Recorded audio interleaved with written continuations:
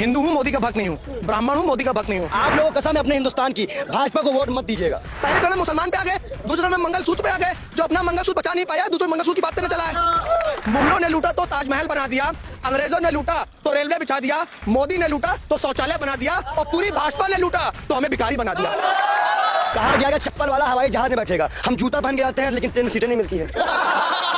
देश का युवा अग्निवीर बनेगा और अमित शाह का बीसीसीआई का सचिव बनेगा। ये दोगलापन मोदी जी नहीं चलेगा। पीएम केयर फंड में पैसा लेंगे चाइना के नाम से, इलेक्ट्रोल बॉन्ड में पैसा लेंगे पाकिस्तान से नाम से, और ये रिश्ता क्या कहलाता है? इस पर सवाल करो तो आप देश विरोधी हो जाओगे। चाय वाले बाबू को चाय लेके डूबेगी, चाय से बचेंगे 250 करोड़ रुपए चंदा गाय लेके डूबेगी। जितने वादे किए सारे झूठे निकल गए। अब तो आवाम हिंदुस्तान की ये चाह रही है कि अपनी बेटियों को सेव करना। बेटियां इनके राज में कहीं पे सेफ ही नहीं है। जिसका दिल चाहता है वो, मतलब कहना नहीं चाहिए, मैं कैमरे पे कहना चाह रहा हूँ कि जिसका दिल चाहता है, जैसे दिल चाहता है वो नंगा घुमा रहा है, छेड़े ले रहा है, उठाई लिए जा रहा है। एक गुंडा राज चल रहा है। 2014 के पहले जितने भी भाजपा में लोग थे वो अपने बाप से पैदा ही नहीं हुए। अकॉर्डिंग बाय महेश शर्मा, क्योंकि वो अपने बाप खुद नहीं है। 14 के बाद उसे ये मालूम चला कि मेरा बाप कौन है, वो मोदी। हिंदू हूँ, मोदी का भक्त नहीं हूँ, ब्राह्मण हूँ, मोदी का भक्त नहीं हूँ, ये स्पष्ट करना चाहता हूँ पहले आपसे। और पहले चरण में पहले चरण की वोटिंग हुई। मोदी जी ने कहा कि कांग्रेस ने कहा था, मनमोहन सिंह जी ने कहा था कि मुसलमानों का पहला हक देश की संपत्ति पे, जबकि मनमोहन सिंह का ऐसा कोई बयान नहीं है। 9 दिसंबर 2006 को मनमोहन सिंह जी ने कहा था कि देश की संपत्ति में किसी का हक है तो जल, सिंचाई, जाति जनगणना, अल्पसंख्यक, महिला, ये सब इन्होंने कहा था कि, लेकिन मोदी जी ने देश को तोड़ने का काम किया है। पहला चरण हिंदू मुसलमान पे हुआ, दूसरा चरण मंदिर मस्जिद, तीसरा चरण वेज नॉन वेज, चौथा चरण मंगलसूत्र। अभी देखते जाइए, ये तीसरे चरण में मन से रोएंगे, कहेंगे भाइयों बहनों इस बार आखिरी बार मुझे जिता देना। ये भीख मांगेंगे इस बार। जैसे राहुल गांधी ने भी कहा कि कुछ दिनों में नरेंद्र मोदी स्टेज से रोने लगेंगे, ऐसा क्यों कहा, क्या लगता है? अब देखिए ना, पहले चरण में मुसलमान पे आ गए, दूसरे चरण में मंगलसूत्र पे आ गए। जो अपना मंगलसूत्र बचा नहीं पाया, दूसरे मंगलसूत्र की बात करने चला है। अरे जो अपनी बीवी का नहीं हुआ वो देश का क्या होगा?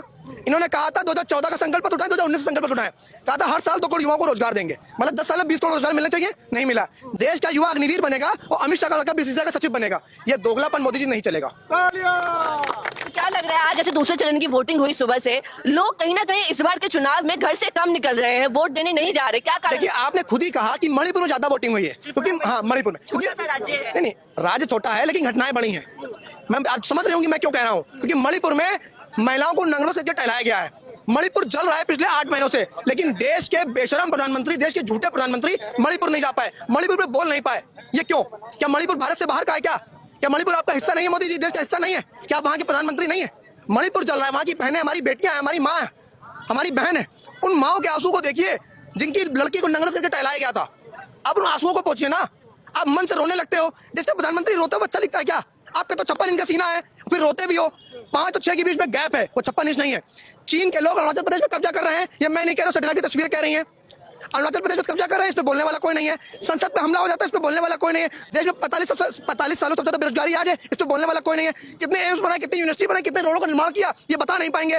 पीएम केयर फंड में पैसा लेंगे चाइना के नाम से, इलेक्ट्रोल बॉन्ड में पैसा लेंगे पाकिस्तान से नाम से, और ये रिश्ता क्या कहलाता है? इस पर सवाल करो तो आप देश विरोधी हो जाओगे। देश का युवा है, लोकतंत्र है, सवाल करके रहेगा, और देश के कायर प्रधानमंत्री को जो मुद्दा नरेंद्र मोदी बार बार जिक्र कर रहे हैं मुसलमानों का, तो इस बार तो जनता नहीं आ रही ना मुसलमानों के मुद्दे पे। जो मेरे मुद्दे हैं देश के युवा के मुद्दे हैं, महंगाई, बेरोजगारी, शिक्षा, स्वास्थ्य, अच्छा वातावरण, एकता, भाईचारा। लेकिन मोदी जी के मुद्दे क्या हैं? हिंदू मुसलमान, भाइयों बहनों, मंदिर मस्जिद, Bharat Pakistan, mangalsutra, veg non veg.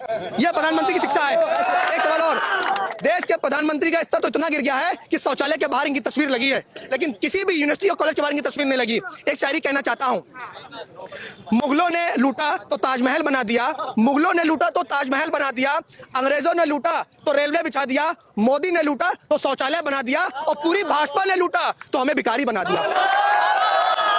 Narendra Modi का नारा है जो लगातार वो कहते हैं सबका साथ सबका विकास नहीं हो रहा है। अपना साथ अडानी का विकास।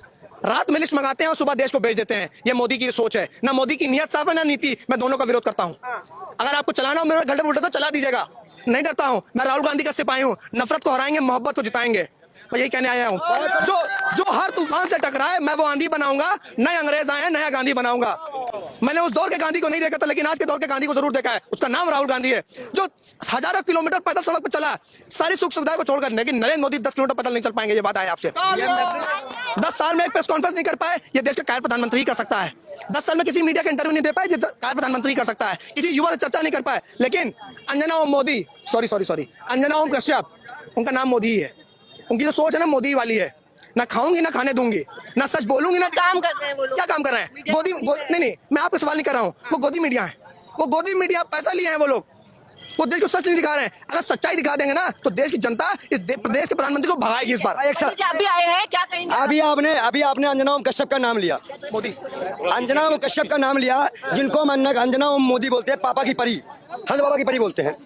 पापा की परी ने भगवत मान से पूछा, भगवत मान मुख्यमंत्री थे, 5 सीटें गुजरात में जीते, आप तो पूरी तरह से हार गए। और बीजेपी और भाजपा तमिलनाडु में 1 सीट जीती है, और बीजेपी का वहाँ दक्षिण में खाता खुल गया। आप ये बताओ, 1 सीट पाने वाले का खाता खुल जा रहा है, और 5 सीट पाने वाली पार्टी हार रही है। ये दलाल एंकरों ने जितना इस देश की बर्बादी की है, जितना हम लोग आपस में लड़वाया है, जितना जिम्मेदार नरेंद्र मोदी है, उतनी ही दलाल मीडिया भी है। ये दोस्त कम नहीं है इनका, ये विपक्ष थे। क्या लग रहा है, वोट कम क्यों हो रहे हैं? वोटिंग टर्नआउट क्यों कम आ रहा है? देखिए, वोटिंग टर्नआउट कम इसलिए आ रहा है कि भाजपा का वोटर वोट देने निकल ही नहीं रहा है। वो कह रहा है बेशर्म को हराओ, अब की बार हराओ तो बेशर्मों को। भाजपा का वोटर नहीं निकल रहा है वोट देने, और इसलिए नहीं निकल रहा है क्योंकि उसे 15 लाख नहीं मिला, हमें भी नहीं मिला, हमें भी नहीं मिला। और उसको एक काम और नहीं मिला, कहा गया कि चप्पल वाला हवाई जहाज में बैठेगा। हम जूता पहन के जाते हैं लेकिन ट्रेन में सीटें नहीं मिलती है, हम क्या करें? और उसके बाद हमको लोगों को हर महीने 80 करोड़ लोगों के लिए ऐसे बैठ जाना पड़ता है। 5 करोड़ राशन तो खाएं, 80-82 करोड़ लोग, तो हम अमीर कहाँ हैं? हम तो गुलाम हैं मोदी के, 80 करोड़ लोग गुलाम हैं मोदी के, और ये गुलामी हम तोड़ देंगे, नरेंद्र मोदी को भेज देंगे ऐसा कहीं। लग रहा है कि प्रधानमंत्री और भाजपा के तमाम बड़े नेता सिर्फ कांग्रेस के घोषणा पत्र पर ही जिक्र कर रहे हैं कि मुसलमानों को बांट एक लाइन में बता दूं, संपत्ति दे एक देंगे, लाइन में बोल दूं, मंगलसूत्र छीन क्योंकि लिया हाँ, जाएगा। क्या कह रहे हैं? कांग्रेस का संकल्प तो भाजपा का जुमला पर मैं स्पष्ट करना चाहता हूं, दोनों का अंतर क्या है। कांग्रेस के संकल्प में 30 लाख नौकरी का वादा है, भाजपा के जुमले पद में कोई जिक्र नहीं है। कांग्रेस के संकल्प में एमएसपी की कानून गारंटी का वादा है, भाजपा के जुमले पद में उसकी कोई गारंटी नहीं है। महिलाओं को हर साल 1 लाख रुपए देंगे, कांग्रेस ने कहा है, लेकिन भाजपा के जुमले पद में उसका कोई जिक्र नहीं है। कांग्रेस के संकल्प में कहा है कि मणिपुर में शांति स्थापित करेंगे, भाजपा के जुमला पद में इसका कोई जिक्र नहीं है। कांग्रेस ने कहा है किसानों का कर्जा माफ करेंगे, भाजपा के जुमला पद में कोई इसकी वो नहीं है। ये सच्चाई है। 70,000 करोड़ का ऐतिहासिक कर्जा मनमोहन सरकार नहीं माफ किया था, कोई दलाल भाजपा और मोदी नहीं आए थे, कोई भाजपा मोदी नहीं आया था। और एक बात मैं और बता दूं, जो अब 2014 के पहले जितने भी भाजपा में लोग थे वो अपने बाप से पैदा ही नहीं हुए, अकॉर्डिंग बाय महेश शर्मा, क्योंकि वो अपने बाप को खुद नहीं है। 14 के बाद उसे ये मालूम चला कि मेरा बाप कौन है, वो मोदी। अगर कांग्रेस ने पोलियो मुक्त भारत न बनाया होता ना, तो जो मोदी बकवास घूम रहे हैं ना, लूला लंगड़ा पैदा हुए होते। ये कांग्रेस की देने जा खड़े हो, और कांग्रेस की बनाई हुई यूनिवर्सिटी में और कांग्रेस बनाए हुए स्कूल में पढ़ने जाते हो, कहते हो कांग्रेस ने क्या किया। जब आपकी माता पिता बीमार होते हैं, मैं कहना नहीं चाहता लेकिन कहना पड़ रहा है, तो उसी अस्पताल में जाते हो जो कांग्रेस ने बनाया था, तब कहते हो कांग्रेस ने क्या किया। अगर कांग्रेस ने बनाया ना होता मोदी जी ना, तो आप बेच ना पाते। एम्स बनाना तुष्टिकरण क्या, रेलवे का निर्माण करना तुष्टिकरण क्या, रेल बेचा, तेल बेचा, बेचा अपना ईमान। मोदी जी मित्रता में इतना चूर हो गए कि बेच दिया पूरा हिंदुस्तान। देखो, चाय वाले बाबू को चाय लेके डूबेगी, चाय से बचेंगे 250 करोड़ रुपए चंदा गाय लेके डूबेगी। सुनो सुनो सुनो, और इन सबसे ही बच गए तो मणिपुर, नजीब और नासिर जन्नत की माँ की हाय लेके डूबेगी। चलिए, हर बार तो जनता बोलती है, आप लोग बोलते हैं, लेकिन भाजपा जीत क्यों जाती है हर बार? भाजपा जीत नहीं रही है। उस बार जो 22 का चुनाव हुआ था, जो 60 सीटें निर्णायक थी जिन पे ये सरकार बनाए हैं, वो 100 से 500 वाली सीटें हैं। और अगर आपको सबूत चाहिए तो पूछो दलाल केशव मौर्य से कि उसका लड़का जीत पत्र लेकर भागा था कि नहीं भागा था। पंडित जी, एक बहुत महत्वपूर्ण आज बयान दिया है योगी आदित्यनाथ ने कि ये कांग्रेस पार्टी है, देश का विभाजन चाहती है। और दूसरे सवाल भी ऐड कर दो, अमित शाह ने कहा है कि ये लोग शरिया कानून लागू करना चाहते हैं, और मोदी जी लगातार कह रहे हैं कि कांग्रेस के मैनिफेस्टो में जिन्ना की मुस्लिम लीग का छाप मिलता है। अच्छा, 1 मिनट, मैं अभी तीनों का चेहरा संतक सामने साबित कर देता हूँ।